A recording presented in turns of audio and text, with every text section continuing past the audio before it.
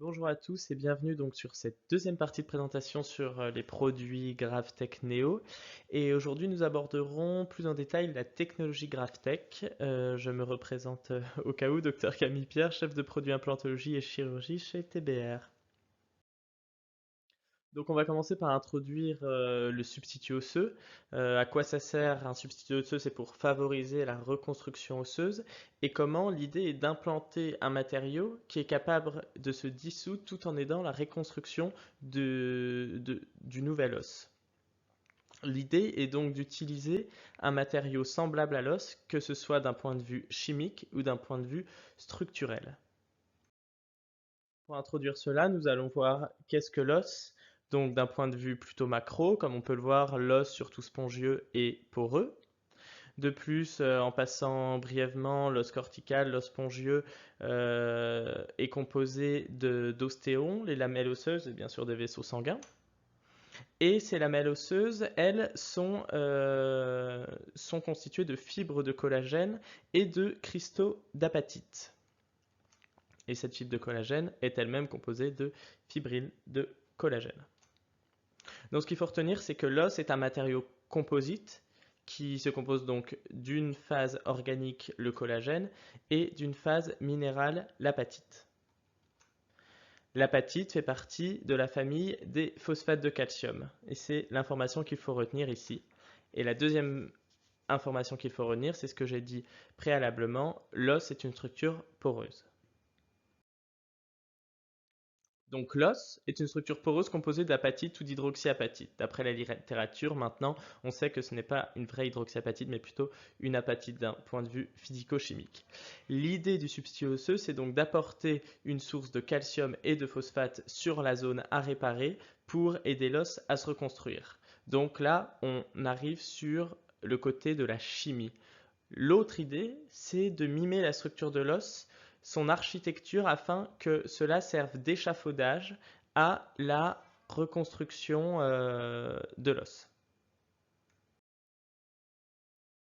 Pour ce qui est de la chimie, différents phosphates de calcium existent. C'est une famille très très large. Les plus utilisés pour les substituts osseux, c'est l'hydroxyapatite.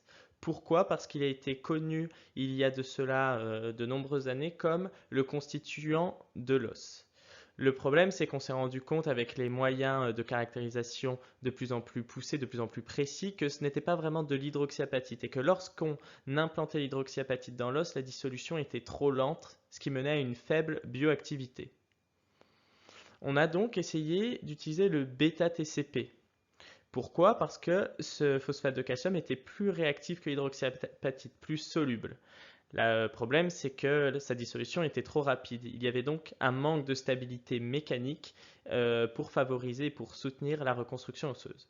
L'idée a donc été de combiner ces deux phases pour avoir l'avantage de l'un et de l'autre. Il y a donc eu un matériau biphasique qui a été créé qui se résorbe en même temps que l'os se reconstruit.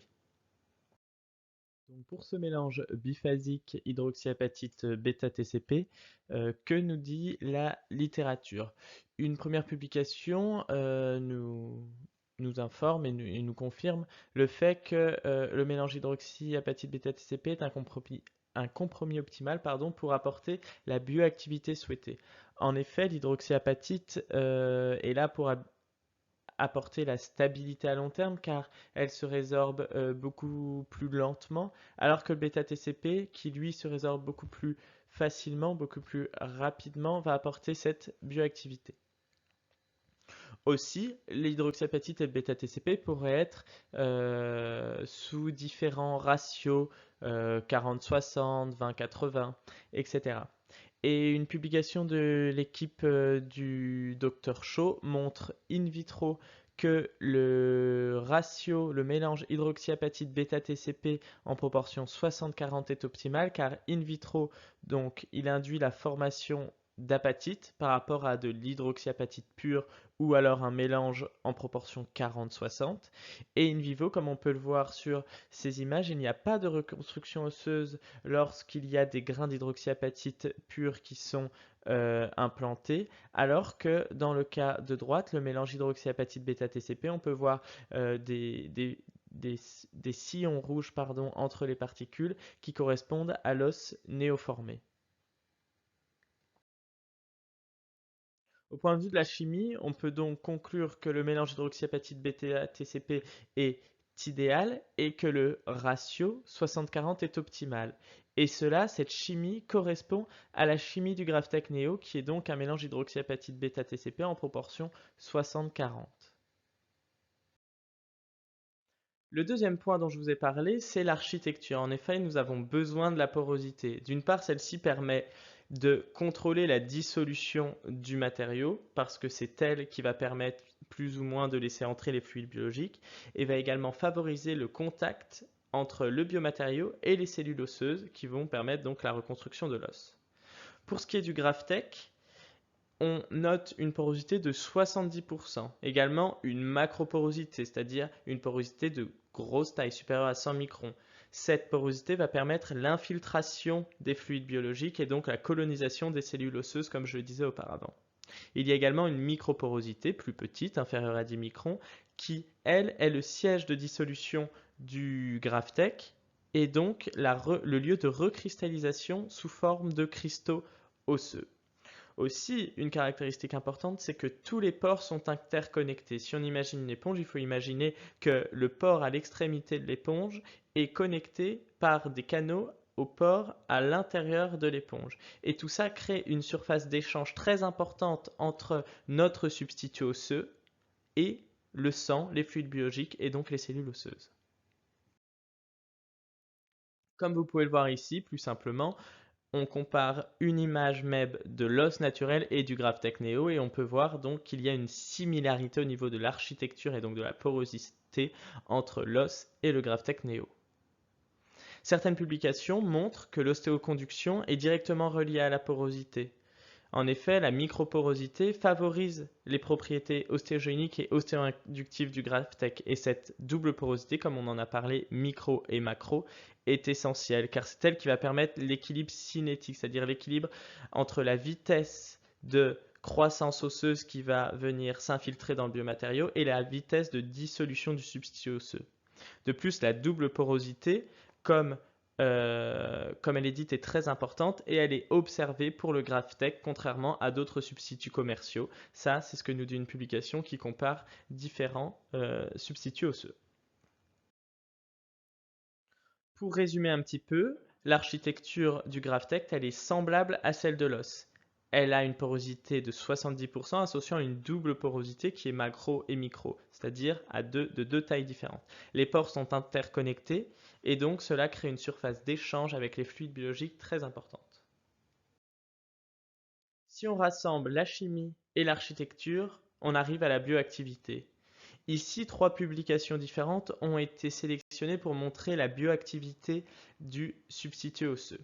En effet, celle-ci, comme ça, on croise les données. On peut voir des publications de différentes époques, si je puis dire.